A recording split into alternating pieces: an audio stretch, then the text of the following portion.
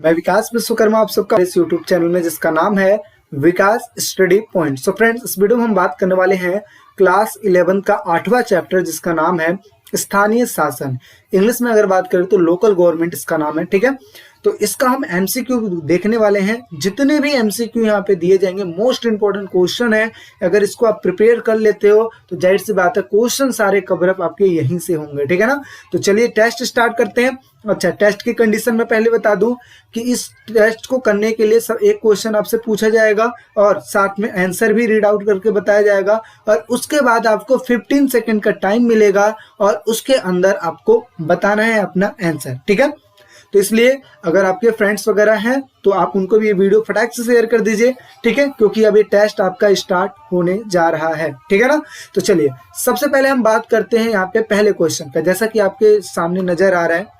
ठीक है, कि पहला क्वेश्चन है स्थानीय सरकारें किस स्तर पर कार्य करती हैं, यानी कि कौन से स्तर पर कार्य करती है। पहला ऑप्शन है राज्य स्तर पर, बी ऑप्शन है जिला स्तर पर, सी ऑप्शन है ब्लॉक स्तर पर और डी ऑप्शन है तालुका स्तर पर। ठीक है, तो फटाक से आपको आंसर बताना है। टाइम स्टार्ट होता है आपका अब।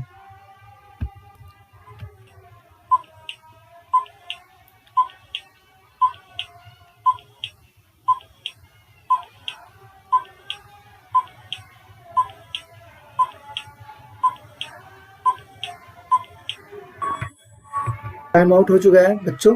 तो अब देखो इसका जो सही आंसर होगा वो होगा जिला स्तर पे। देखिए जब मैं इस चीज का चैप्टर पढ़ा रहा था तो उस टाइम पे मैंने आपको बताया था कि स्थानीय शासन वो सरकारें होती हैं जो जिला स्तर की सरकारें होती है। ठीक है ना, तो जिला स्तर की सरकारों को क्या बोला जाता है, स्थानीय सरकार बोला जाता है। तो इस वजह से आपका ये सही हो जाएगा। ठीक है, option number B is a right answer. बढ़ते हमारे अगले क्वेश्चन की ओर। अगला जो क्वेश्चन है लिखा है 2 अक्टूबर 1959 को पंचायती राज संस्था अपनाने वाला देश का पहला राज्य कौन था। देश का पहला राज्य कौन था, तो पहला राज्य यानी कि इंडिया की बात हो रही है तो इंडिया के देश का मतलब इंडिया जो देश है इसका पहला राज्य कौन सा था इसका बताना है आपको। तो ऑप्शन आपके सामने गिवन है ये आंध्र प्रदेश, बी ऑप्शन है बिहार, सी ऑप्शन है राजस्थान और डी ऑप्शन है उड़ीसा। आपका जो समय स्टार्ट होता है वो स्टार्ट होता है अब।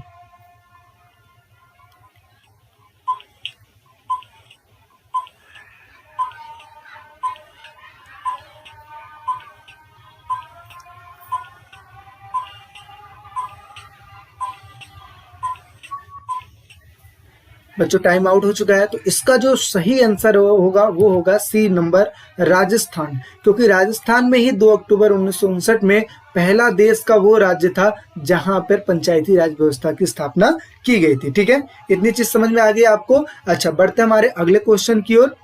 देखिए आप क्वेश्चनों का आंसर देने की कोशिश कीजिए। ठीक है, कोशिश कीजिए, जरूरी नहीं है कि आपको सारे ही आंसर आते होंगे। ठीक है, लेकिन जो आंसर आपको नहीं आता है कम से कम अपने कॉपियों में उसको लिख लो ताकि नेक्स्ट टाइम जब एग्जाम में पूछे तो उसको आप कर पाओ। अगर आप ऐसे ही टेस्ट देते रहेंगे और जाहिर सी बात आपका मिस होता रहेगा तो इस चीज की वजह से आपको इसको लिखना भी है। नेक्स्ट बात करें तो अगला जो लिखा है 3rd नंबर का क्वेश्चन, पंचायत के विघटन होने के पश्चात कुल कितने समय के अंदर चुनाव दोबारा होना चाहिए। यानी कि एक बार पंचायत बन गई, अगर उसका विघटन हो गया तो उसके बाद कुल कितने समय के अंदर अंदर चुनाव दोबारा हो जाने चाहिए। तो आपके सामने ऑप्शन है ये 2 महीने, 3 महीने, 4 महीने या 6 महीने। आपका जो समय स्टार्ट होता है वो अब।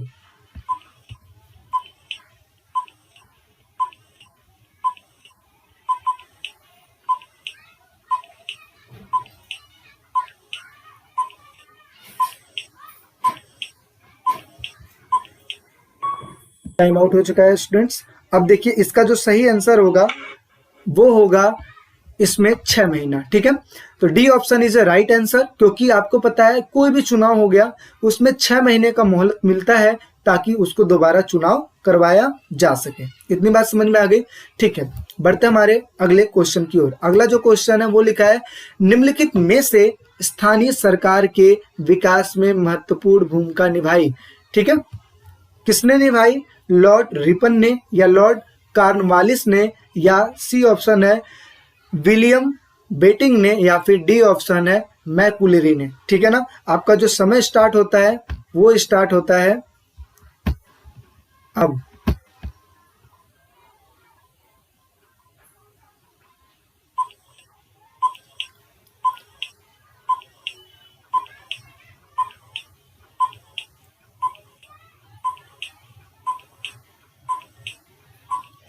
टाइम आउट हो चुका है बच्चों। इसका जो सही आंसर हो जाएगा वो होगा ए नंबर, लॉर्ड रिपन ने बहुत ही महत्वपूर्ण भूमिका निभाई थी स्थानीय सरकार के विकास में। ठीक है, तो जो क्वेश्चन आपको नहीं आ रहा है उसको लिख लेना जरूर। बढ़ते हमारे अगले क्वेश्चन की ओर। अगला जो क्वेश्चन है, निम्नलिखित में से कौन सा अनुच्छेद पंचायती राज से संबंधित है? मोस्ट इंपॉर्टेंट क्वेश्चन है। ठीक है, तो इस चीज का आपको ऑप्शन गिवन है, ये अनुच्छेद 41, अनुच्छेद 52, अनुच्छेद 74, अनुच्छेद 73। फटाक से बताइए, आपका जो समय स्टार्ट होता है वो स्टार्ट होता है अब।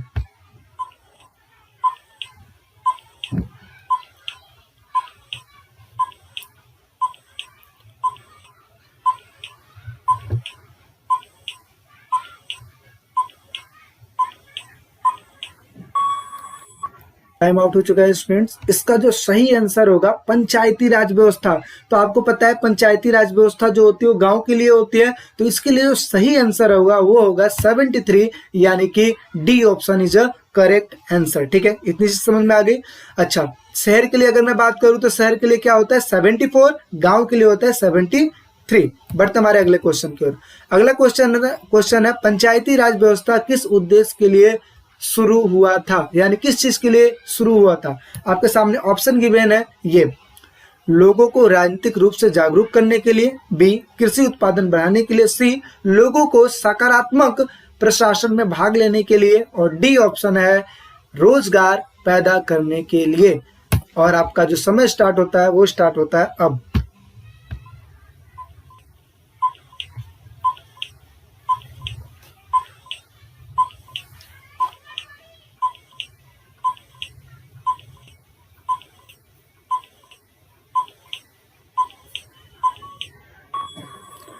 टाइम आउट हो चुका है स्टूडेंट्स। इसका जो सही आंसर होगा आंसर नंबर सी, यानी कि लोगों को विकासात्मक प्रशासन में भाग लेने के लिए। क्योंकि आपको पता है पंचायती राज व्यवस्था थी तो उस टाइम पे पंचायत बनाई गई थी ताकि लोगों का विकास हो पाए। ठीक है ना, तो इस वजह से इसका जो ऑप्शन होगा option number C is a right answer. बढ़ते हमारे अगले क्वेश्चन की ओर। अगला जो क्वेश्चन है, भारत में प्रथम नगर निगम की स्थापना निम्नलिखित में से कहाँ हुई थी, यानी कि वो कौन सा जगह था जहां पे प्रथम नगर निगम की स्थापना हुई थी? आपके सामने ऑप्शन गिवन है, ये कलकत्ता, बी मद्रास, सी बॉम्बे, डी दिल्ली। आपका जो समय स्टार्ट होता है वो स्टार्ट होता है अब।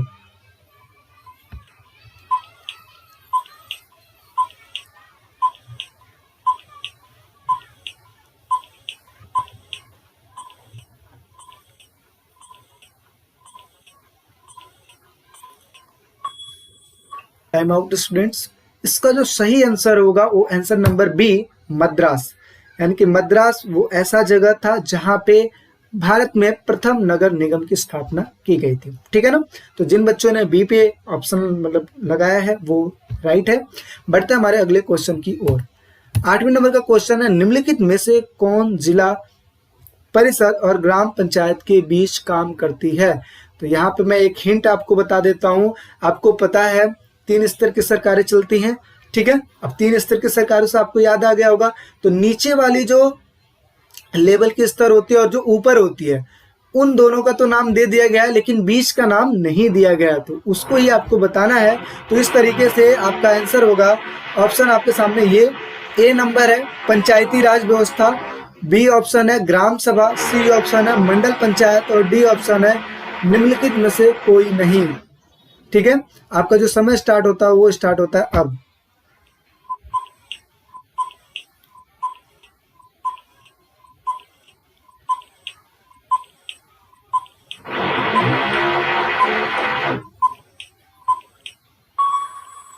Time out students.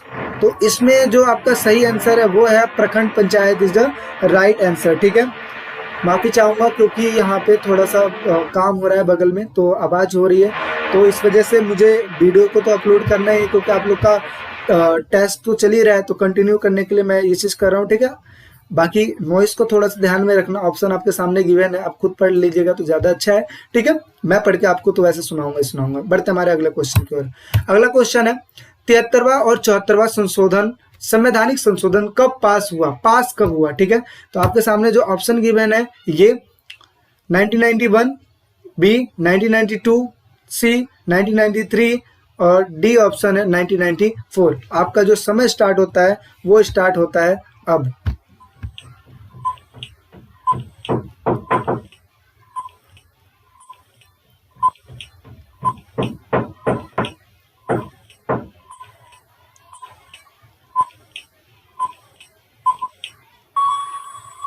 Time up students.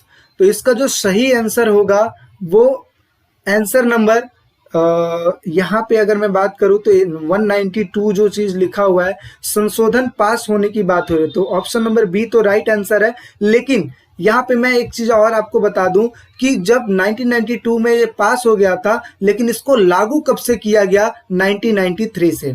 तो जिन बच्चों ने बी ऑप्शन लगाया वो राइट है, और जो सी ऑप्शन लगाए हैं उनके लिए मैं आपको ये बता दूं कि संशोधन पास करना वो अलग बात है और उस चीज को लागू करवाना वो अलग चीज है। तो 1993 में लागू किया गया था और 1992 में पास हुआ था। तो यहाँ पे option number B is a right answer. बढ़ते हमारे अगले क्वेश्चन की ओर। अगला क्वेश्चन है, भारत में शक्तियों के विकेंद्रीकरण पर क्यों जोर दिया गया। विकेंद्रीकरण का मतलब समझते हो ना, विकेंद्रीकरण मतलब शक्तियों को बांट देना। आपको सारा चीज पढ़ाया गया है, ठीक है। तो अगर जिन बच्चों ने नहीं देखा है वीडियो, जाके प्लेलिस्ट में चेक कीजिए, या मेरा नंबर दिया जाता है, मतलब हर डिस्क्रिप्शन में मेरा नंबर है, तो आप मेरे को कमेंट कर सकते हैं, तो फिर मैं आपको वीडियो का लिंक दे दूंगा। तो यहाँ पे देखिए इसका जो ऑप्शन है, ऑप्शन नंबर ए संघात्मक व्यवस्था को सफल बनाने के लिए, बी ऑप्शन है वास्तविक लोकतंत्र की स्थापना के लिए, सी ऑप्शन है कार्यकुशलता बढ़ाने के लिए, और डी ऑप्शन है उपयुक्त सभी। तो आपका जो समय स्टार्ट होता है वो स्टार्ट होता है अब।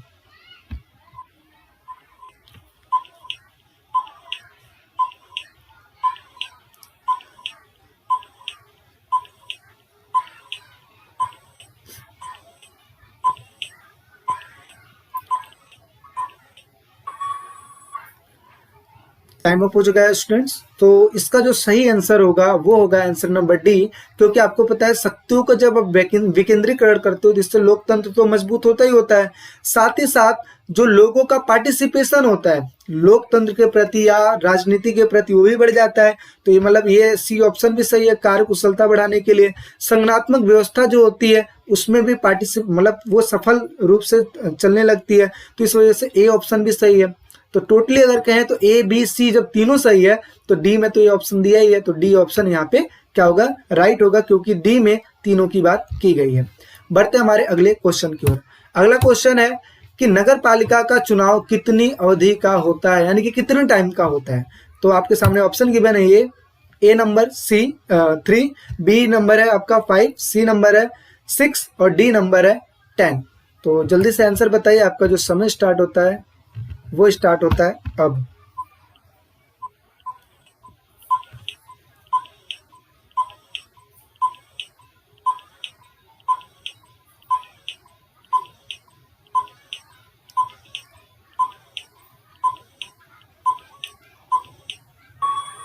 Time up students. सो इसका जो राइट आंसर होगा वो होगा 5, क्योंकि जितने भी नगर निगम के चुनाव होते हैं, नगर पालिका के चुनाव होते हैं, वो 5 वर्ष के लिए ही होते हैं।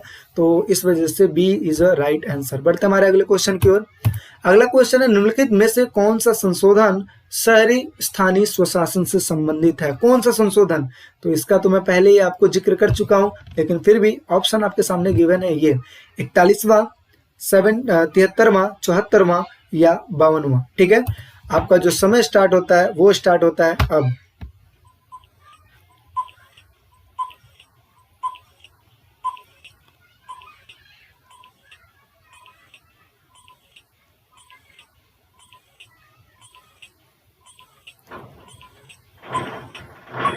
Time up students. इसका जो राइट आंसर हो जाएगा वो हो जाएगा आंसर नंबर सी, क्योंकि 74वां जो संशोधन किया गया था वो शहर के लिए किया गया था, तो इस वजह से 74वां answer is a right answer. ठीक है, बढ़ते हमारे अगले क्वेश्चन की ओर।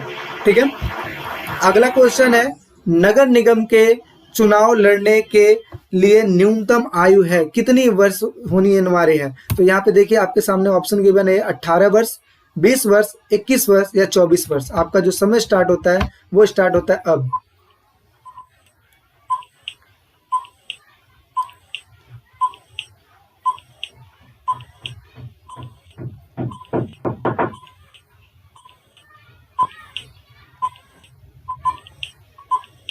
Time up students. इसका जो सही आंसर होगा वो होगा आंसर नंबर सी 21। ठीक है, क्योंकि 21 वर्ष जरूरी है नगर निगम के चुनाव लड़ने के लिए। ठीक है, बढ़ते हमारे अगले क्वेश्चन की ओर। अगला क्वेश्चन है 14 नंबर का क्वेश्चन। निम्नलिखित में से कौन सी समस्याएं स्थानीय शासन के समक्ष आती है? ठीक है, सामने आती है। कौन कौन सा? धन की कमी, आय से अधिक खर्च, सी है जनता में जागरूकता, और डी है उपयुक्त सभी। आपका जो समय स्टार्ट होता है वो स्टार्ट होता है अब।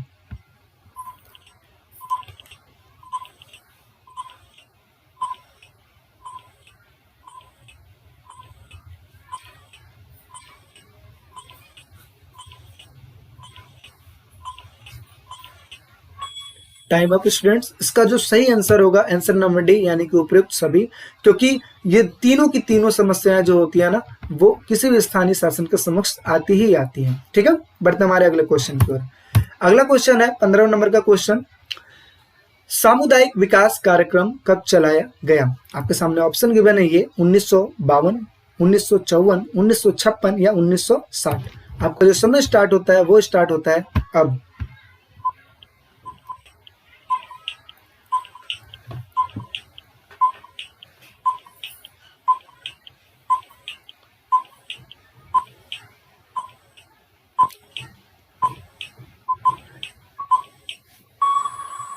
Time up students. इसका जो सही आंसर होगा वो होगा आंसर नंबर ए, क्योंकि 1952 में ही सामुदायिक विकास कार्यक्रम चलाया गया था। ठीक है, बढ़ते हमारे अगले क्वेश्चन की ओर।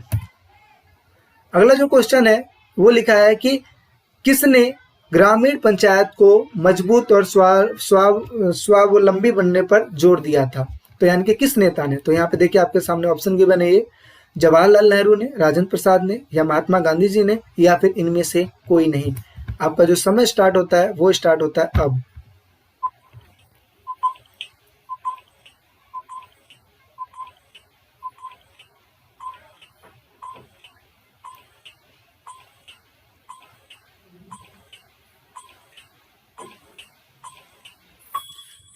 Time up students. इसका जो सही आंसर होगा वो होगा आंसर नंबर सी, क्योंकि महात्मा गांधी ने ही ग्रामीण पंचायत को मजबूत और स्वावलंबी बनने पर ज्यादा जोर दिया था।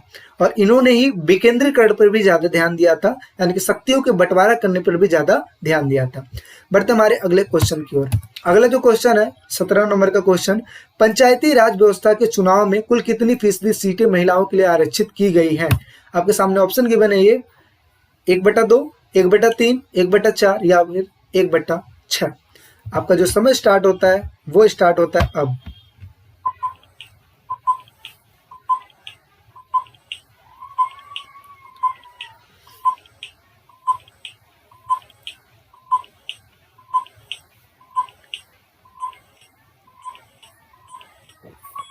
Time of student. इसका जो सही आंसर होगा वो होगा आंसर नंबर बी, क्योंकि 1/3 सीटें ही फीसदी सीटें ही महिलाओं के लिए आरक्षित की गई हैं।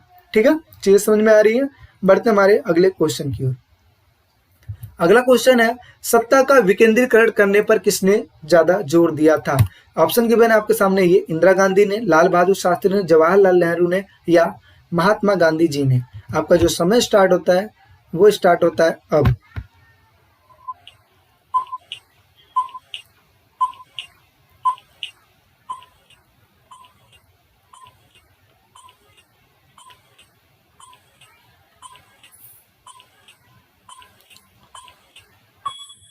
Time up students. इसका जो सही आंसर होगा वो होगा डी ऑप्शन, यानी कि महात्मा गांधी ने।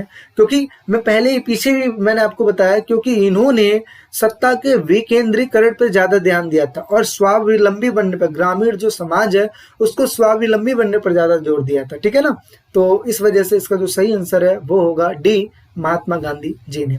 आगे बढ़ते हैं। अगला क्वेश्चन है भारत में डैश के अंतर्गत पंचायती राज प्रणाली की व्यवस्था की गई? किस चीज के अंतर्गत? तो मौलिक कर्तव्य, राज्य के नीति निषेध तत्व, या संविधान की प्रस्तावना में, या फिर उपयुक्त सभी में। आपका जो समय स्टार्ट होता है वो स्टार्ट होता है अब।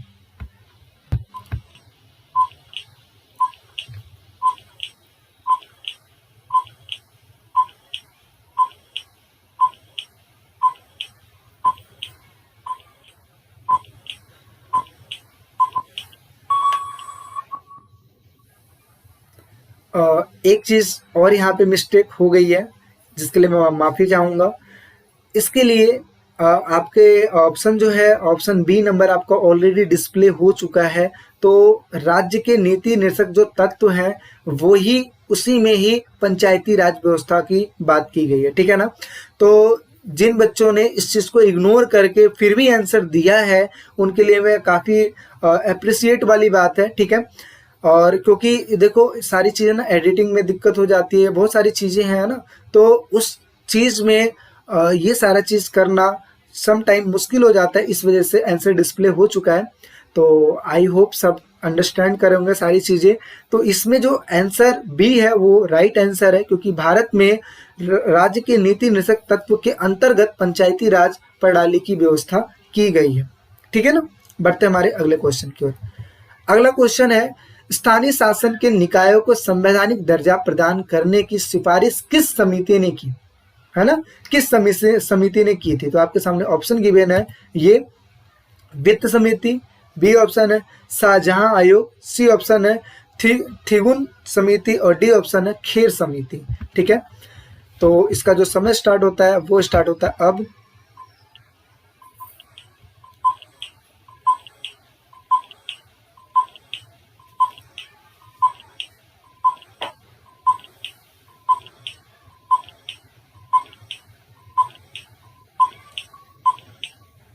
Time up students. तो इसका जो सही आंसर होगा आंसर नंबर सी, यानी कि थिगुन समिति ने स्थानीय शासन के निकायों को संवैधानिक दर्जा प्रदान करने के लिए सिफारिश की थी, ठीक है। तो C option is a right option. तो अगर आपके लिए क्वेश्चन अननोन लग रहा है तो आप रिटर्न डाउन कर लीजिए, क्योंकि ये क्वेश्चन मोस्ट इंपॉर्टेंट है, क्योंकि सारी चीज इंपॉर्टेंट ही है और पूरा का पूरा चीज एनसीईआरटी से उठाया गया है। बहुत सारे जो मेन क्वेश्चन थे वहां से लिया गया है, ताकि आपको एक बेहतरीन कंपटीशन लेवल की जो एग्जाम है ना, वो चीज दिया जा सके। तो इसमें सी ऑप्शन है इज अ राइट आंसर। बढ़ते हमारे अगले क्वेश्चन की ओर। अगला क्वेश्चन है, मेयर या महापौर किसका अध्यक्ष होता है, ठीक है, यानी कि किसके अध्यक्ष को मेयर या फिर महापौर बोला जाता है।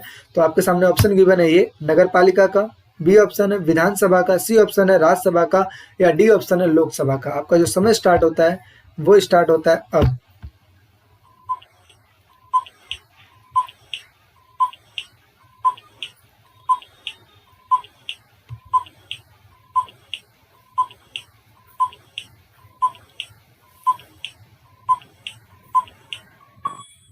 Time up students. तो इस तरीके से 21 नंबर का जो सही आंसर होगा वो होगा नगर निगम का, क्योंकि हम सारी की सारी बातें किस चीज की कर रहे हैं, नगर निगम, नगर पालिका, ग्राम पंचायत इन्हीं की कर रहे हैं ना। तो आप तो छूटते ही देख के बता दोगे कि नगर निगम का ही मेयर या फिर महापौर बोला जाता है, ठीक है। तो इस तरीके से आपके 21 जो क्वेश्चन थे वो कंप्लीट होते हैं और सारी की सारी चीज मैंने कवर अप करा दी है। तो जितनी भी चीजें हैं, अगर उनमें से कुछ क्वेश्चन आपको अननोन लगते हैं या जिनके आपने आंसर गलत दिए हैं, उनको क्या कीजिए, उनको एक जगह पे लिख लीजिए, उनको याद करके रखिए, ताकि आने वाले टाइम में जब भी आपको वो क्वेश्चन पूछा जाए तो आप उसका सही आंसर दे पाए। एक चीज और बता दूं, अगर आपके सारे क्वेश्चनों के आंसर सही हैं तो कमेंट सेक्शन में, लाइव चैट में नहीं, कमेंट सेक्शन में जरूर मेंशन करें कि आपके कितने नंबर आए हैं। और साथ ही साथ ज़्यादा से ज़्यादा बच्चों के पास ये शेयर जरूर करें, क्योंकि ये चीज़ें बनाने में बहुत मेहनत लगती है। आपने अभी बीच में देखा एडिटिंग में गलती हो गई थी, अचानक से आंसर भी डिस्प्ले हो गया। तो एडिटिंग में सारा चीज करने में ऑलमोस्ट हमारा 6-7 घंटे तो लग ही जाता है ना। तो इस तरीके से फिर भी मेहनत करके आप लोग के लिए वीडियो अपलोड की जाती है, ताकि आपकी पढ़ाई ना रुके, है ना। तो उस चीज के लिए सपोर्ट करते तो आप भी हमें सपोर्ट कीजिए, लाइक कीजिए, शेयर कीजिए, ज्यादा से ज्यादा बच्चों में इस चीज को भेजिए, ताकि वो भी इस चीज को अच्छे से कर पाए। और चैनल को सब्सक्राइब जरूर कर लीजिए जो भी नए बच्चे हैं वो। मिलते हैं नेक्स्ट वीडियो में, अभी के लिए बाय बाय, टेक केयर, ध्यान रखिए